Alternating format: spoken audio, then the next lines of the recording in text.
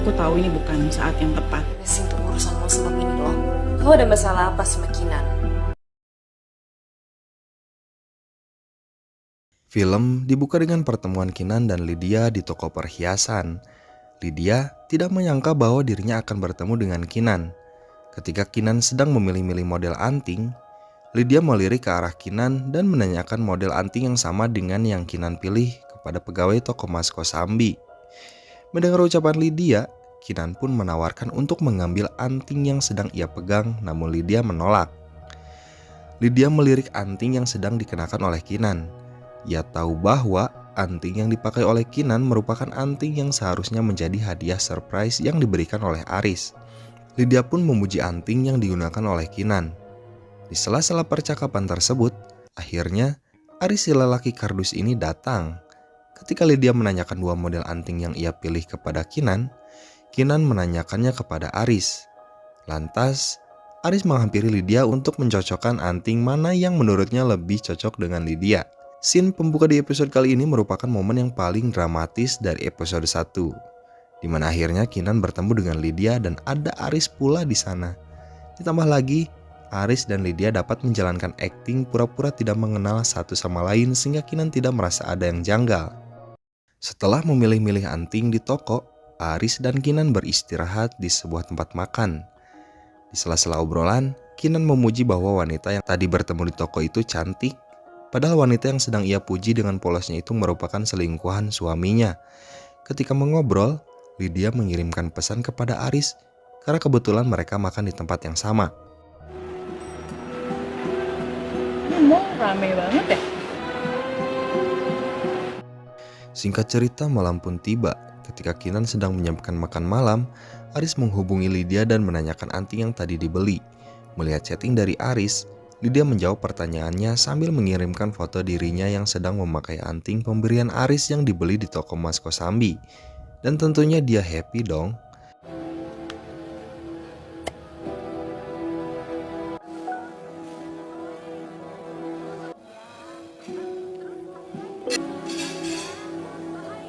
Aris pun memuji bahwa Lydia terlihat cantik dengan anting itu dan mencoba mengambil kesempatan untuk meminta foto Lydia memakai anting tanpa busana. Akhirnya, mereka pun lanjut dengan teteleponan. Pada obrolan Aris dan Lydia, Lydia mengungkapkan jika perasaannya sedang gundah gulana.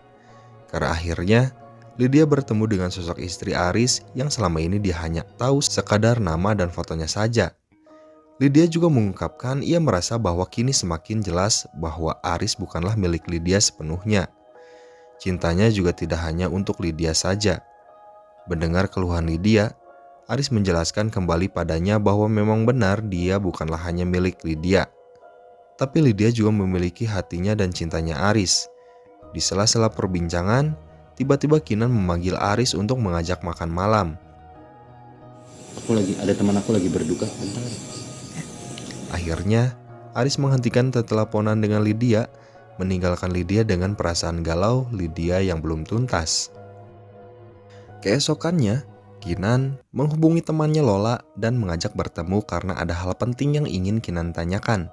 Sementara itu, Aris yang sedang bekerja dihubungi oleh dua temannya, lalu mengajak Aris untuk hangout pada malam nanti. Bilangnya, sambil menemani si Irfan untuk ketemuan sama cewek. Mereka memujuk Aris agar mau ikut clubbing dengan berbagai macam jurus, dari mendeskripsikan perempuan-perempuan yang nanti malam bakalan sangat wow, sampai menjindir Aris yang belum ganti oli karena istrinya sedang hamil tua. Aris merespon ajakan temannya. Ia akan pergi apabila mendapat izin dari Kinan. Pada kesempatan lain, ketika di sekolah, sosok Eros akhirnya datang. Ia adalah suami Miranda dan ayah dari Brandon. Eros dan Brandon yang ingin mengajak Miranda untuk pergi harus gigit jari karena Miranda ada urusan mendadak katanya. Setelah Eros dan Brandon pergi, ada chat masuk kepada Miranda dan ia adalah Jody. Akhirnya Kinan dan Lola bertemu, seperti memendam beban yang sangat berat. Kinan penuh keraguan untuk memulai pembicaraan bahkan untuk berkata-kata. Dan ternyata itu adalah prank dari Kinan bersama teman-temannya kepada Lola yang sedang berulang tahun. Penuh suasana haru, Lola meniup seraya berdoa atas peringatan ulang tahunnya. Lalu Lola bercerita bahwa ia akan bertemu kenalannya di sebuah klub. Aris ternyata diam-diam bertemu dengan Lydia. Sambil memeluk Lydia, Aris meminta Lydia untuk tidak lagi meragukan cinta yang Aris miliki untuknya. Lydia pun mengiyakannya. Ya udah, tidur-tiduran yuk. Aku mau peluk-pelukan. Dan malam harinya ketika Kinan sedang menemani Raya, Aris menelpon Kinan dan meminta izin untuk berkumpul dengan teman-temannya. Kinan pun serta-merta mengizinkan Aris untuk berkumpul dengan teman-temannya. Namun di sisi lain, Raya sangat sedih dan kecewa karena Aris sudah berjanji untuk membacakan dongeng untuknya. Mami yang bacain dongeng buat kamu. Kan Papi udah janji mau bacain dongeng buat Raya. Papip minta izin mau keluar sama teman-temannya Papip sayang. Di klub tersebut, ternyata Irfan yang merupakan temannya Aris bertemu dengan Lola. Momen yang sangat lucu adalah baru saja Irfan bertemu dengan Lola, Irfan langsung bilang, Bentar. Kalau dilihat-lihat, kayak di foto kamu agak pansingan ya? kesal dengan Irfan, Lola langsung memesan sangat banyak makanan dan minuman. Irfan pun terlihat sangat keheranan dengan sikap Lola tersebut. Sambil menunggu pesanannya datang, Lola langsung izin ke toilet dulu, padahal ia mau langsung pulang dengan tujuan ingin buat Irfan bayar semua pesanannya karena Lola kesal. Di sisi lain, Aris yang sedang hangout bersama teman-temannya tersebut terlihat digoda oleh para wanita. Lola yang pergi meninggalkan Irfan secara tidak sengaja melihat Aris yang sedang santai ngobrol bersama teman dan ciwi-ciwi cantik. Ada rasa curiga, namun Lola pun memutuskan untuk langsung pergi dan tidak menghiraukan Aris. Tidak lama, Aris juga langsung pamit pulang. Sementara Kinan di rumah mencoba menghubungi Aris karena belum kunjung pulang. Ketika hendak pulang, sambil memanaskan mobil, Aris memvideo call Lydia. Seperti biasa, ucapan manis saling terlontar. Tidak lama menelpon Lydia, Aris menutup teleponnya. Lydia kesal karena teleponnya yang terlalu singkat. Di sisi lain, Kinan yang sedang asik menangis, tiba-tiba ditelepon oleh ibunya. Kinan mengangkat telepon dari ibunya sambil menahan tangis. Obrolan antara anak dan ibu ini pun berlangsung. Ibu menanyakan kabar keluarga Kinan dan menceritakan bahwa Raya yang merupakan cucunya sempat menelpon neneknya dan mengadu karena papipnya yang kini jarang sekali ada di rumah.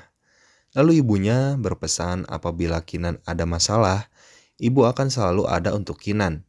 Kinan berterima kasih dan menutup telepon dari ibunya itu sambil menerusi nangisnya yang tadi. Ketika Aris pulang, Aris melihat Kinan yang sedang duduk di sofa lalu menghampirinya.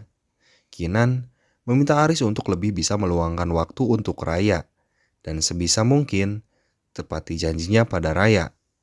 Dan Aris pun menyanggupinya. Tidak selesai, Kinan masih mengeluh pada Aris bahwa ia capek dengan keadaan yang seperti ini hingga membuat tensinya naik.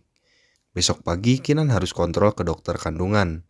Aris pun mencoba untuk membuat Kinan tenang dan berjanji untuk mengantar Kinan ke dokter kandungan besok paginya.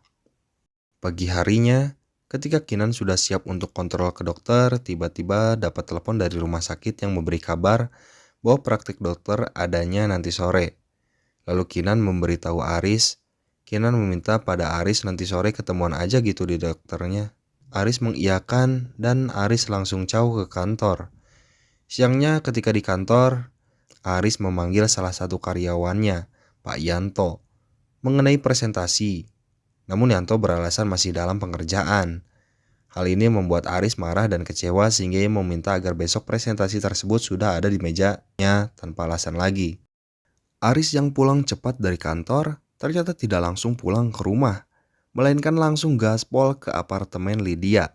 Melihat Aris datang, Lydia menyambutnya dengan senang. Mereka bermesraan wala-wala dingding, sementara Kinan ripuh guys di rumah. Mau naik tangga aja linu sama kandungannya, aduh.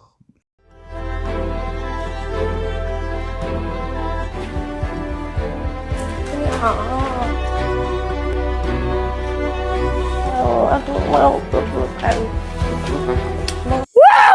Kinan yang terbaring di kasur kamar untuk membuat rileks kandungannya, dihampiri oleh Raya yang baru saja pulang dari sekolah. Kinan menyambut dan Raya langsung menceritakan hal-hal yang terjadi di sekolahnya. Kinan menyuruh Raya istirahat. Lalu Kinan merasakan sakit pada kandungannya. Sambil menahan sakit, Kinan menghubungi Aris ingin meminta tolong, namun karena Aris yang sedang asik sibuk mekprek Lydia, tentu saja tidak sadar bahwa ada telepon dari Kinan.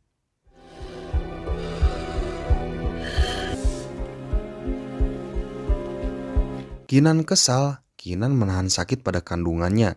Kinan pun mencoba minta tolong pada asisten rumah tangganya dengan susah payah.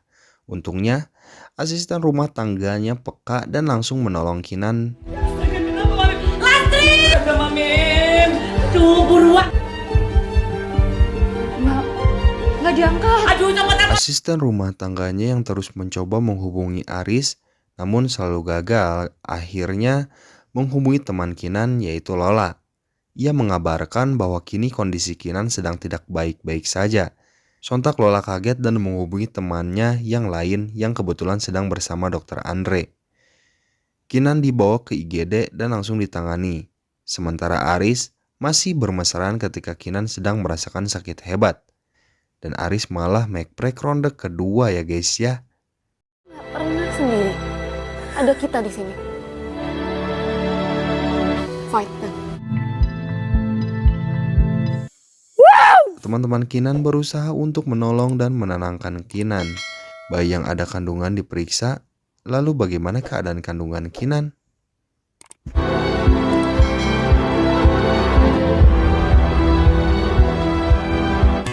Life in a world that keeps changing. Think that it's progress you're making. Copy and paste pretty faces all the time. Pictures so perfect we play through. Only cause you set up the angle. Web that you weave got us tangled. Caught in what's before our